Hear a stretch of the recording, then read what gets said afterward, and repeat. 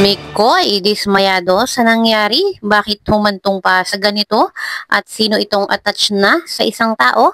Ang buong pangyayari, sabay-sabay po nating alamin at pag-usapan ngayong araw. Pero bago po ang lahat, isang mapagpalang araw at gabi sa inyong lahat.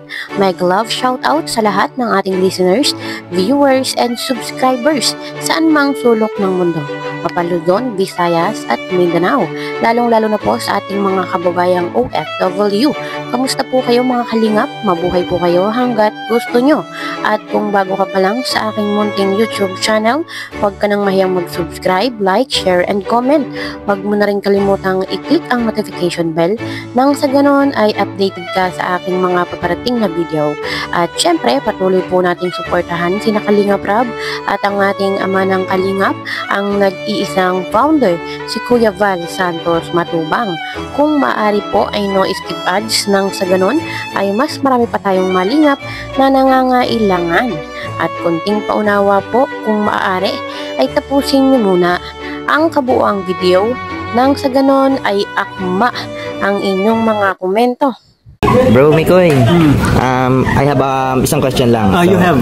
I have. I have one question, bro. So, ito ay, dahil yung mga love team kayo, gusto kong tanongin kung paano nyo malalaman kung na-attach ka na sa isang tao? Yan. Siguro kapag affected ka na sa bawat mga binabanggit niyang salita and nahihiya ka na sa kanya. Nahihiya ka na sa kanya. Hindi ka uncomfy na kasi syempre mahirap ang hindi mo naman agad sasabihin yung nararamdaman mo diba? Yun. For me, parang ganun na yun. Pag bumaga ba, hindi mo hinahanap-hanap yung mga ganun? Wala ka bang ganun? Given na yun yung namimiss mo, kahit naman sabihin natin kasi ang gano'n tulad sa amin ni Chris.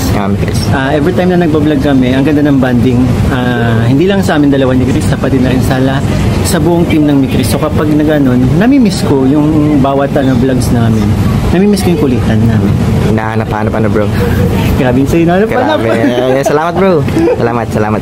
Yun lang naman ang gusto kong malaman. Okay. Sige bro, salamat bro. Ayun, malinaw po nating narinig mga kalingap na ganun po pala si Mikoy pag na-attach na sa isang tao. Kaya ang tanong ay affected na kaya si Mikoy sa lahat ng sinasabi ng kanyang honey Krista?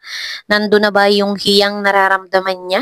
At sa nakikita ko naman po mga kalingap, isa po yung malinaw na malinaw doon sa sinabi ni Kalingap Mikoy. Alam naman po natin pag may sinasabi or binabanggit si Krista ay talagang kinikilig. Talagang affected si Kalingap Mikoy. Pero yun pong hiya ay parang hindi pa masyado. Alam naman po natin kung paano mag-asaran, kung paano magkulitan itong dalawa. Pero pag off-cam, yun po ang hindi natin alam. Hindi po natin alam kung sa totoong buhay ba talaga pag walang camera ay nahihiya ba ang isang Kalingap Mikoy kay Krista. So, hindi na po masyadong mahalaga yun. Basta ang alam po natin ay talagang iba yung chemistry na ipinapakita ng ni Chris. Talagang iba po talaga yung aliw, iba yung saya, iba yung kilig na ibinibigay nila sa atin. At sa kabilang dako nga po mga kalingap, marami na po ang nag-aabang, marami na ang naghihintay kung kailan ba mapapanood ang part 19. Nabanggit po ni Kalingap Mikoy sa kanyang live kagabi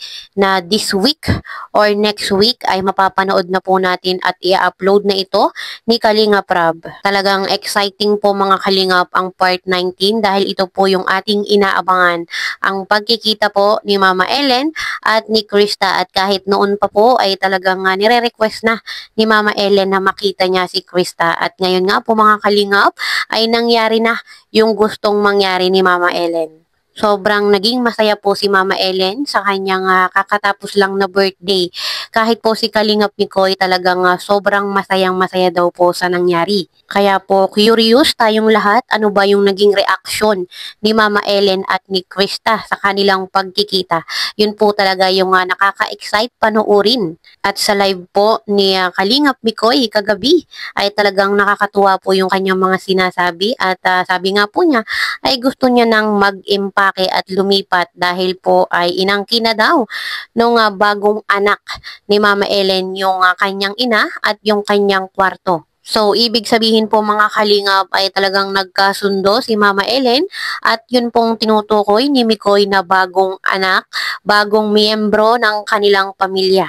At nakakatuwa pong isipin mga kalingap na maganda po yung daloy ng pagkikita ni Mama Ellen at ni Krista. Kaya po sa mga excited dyan ay intay-intay lang po tayo dahil talaga nga kahit po ako ay excited nang mapanood kung ano ang nangyari sa birthday ni Mama Ellen. At ito nga pong part 90 na to ay talagang kaabang-abang at exciting. Grabe si Mama. Parang ano lang eh. Nag-celebrate ng umaga, nag-celebrate ng tanghali, nag-celebrate ng gabi, di ba? Tapos ngayong araw, nag-celebrate din ng birthday. Nakakamiss musta na kayo ni CJ. Okay naman po kami. Panoorin nyo po yung part 19 para malaman nyo. Kasi dahil sa part 19 po, ako yung mag-aal sa balutan na dito. Kasi may bago ng anak si Mama Ellen. Joke lang. Mawawala ng matagal. Kasi ako po'y magsisimula ulit sa buhay. Kasi aalis na po ako dito kasi may bago ng anak si Mama Ellen. Ewan. Panoorin nyo na lang na malaman nyo kung bakit ganun yung sinasabi ko. Diba? Dun sa sinabi ko pala, mag-iisip na kayo, bakit may bago ng anak si Mama Ellen? Bakit hindi na ako ba't di na ako bakit di na ako yung favorite niya? Mama Ellen, anak mo nag-e-emote. Sige na, bibilinan ko. Basta. Na sa bagong anak ni Mama Ellen,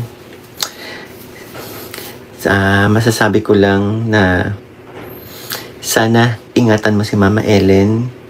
Sana lagi mo siyang pasayahin kagaya ng ginagawa ko. Alam ko lamang ka eh. Lamang ka sa kasi pwede mo siyang kantahan palagi si Mama Ellen. Ako kasi hindi naman ako kumakanta kay Mama Ellen eh. Kaya yan, kung nakikinig ka man, masaya ako para sa'yo. Kasi mapupunta na sa itong mink na kwarto ko. Basta alagaan mo si Mama, kagaya ng pag-alaga ko sa kanya. Mamimiss ko tong kwarto kong mink. Medyo marami-rami pa naman akong gamit dito. Paano ako mag-i-impake? Ang maleta ko, ang liit-liit. At alam niyo kung may kung wala lang sanang pasok, yung tinutukoy kong aangkin itong aangkin itong pink room ko. Siguro, baka sumama yun kasi family na eh. Okay lang naman maging excited kayo, pero sabi ko abangan nyo na lang kung anong mga kaganapan po sa part 19, di ba? Kasi ako masasabi ko talaga, halo-halong emosyon ang naramdaman ko dun.